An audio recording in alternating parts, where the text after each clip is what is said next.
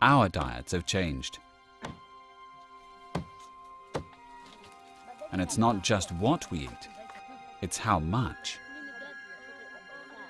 Over the 20th century as a whole, global population increases roughly by a factor of 4, which is amazing. Nothing like that, as far as we know, had ever happened in the history of the world.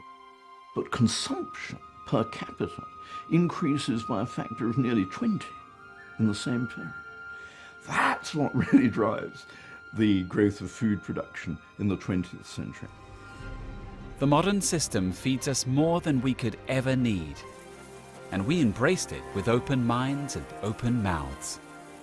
Obesity is a really important health problem in America. Roughly 2/3 of Americans are overweight. We overproduce food in this country.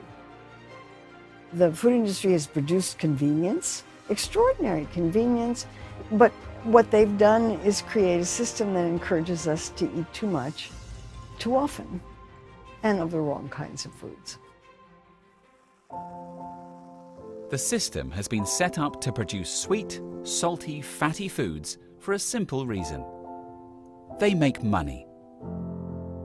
It's not like the head of some soft drink company is like rubbing their hands hoping, wishing a childhood obesity epidemic. They have a fiduciary responsibility to their shareholders for quarterly profits. Produce, fruits and vegetables, are perishable. They go bad. They're not very profitable. There's no markup. They're not branded. The system is just set up to reward the most profitable foods. And unfortunately, profitability and health actually are at odds. The same evolutionary drive for calorie-rich foods that helped us evolve is now threatening our lives.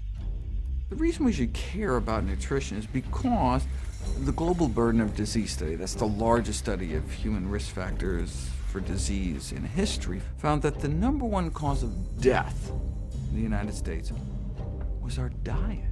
The #1 cause of disability in the United States was our diet. The food choices we make decide our health. We have tremendous power over our health and destiny and longevity. The vast majority of premature death and disability is preventable with a healthy enough plant-based diet and other lifestyle changes.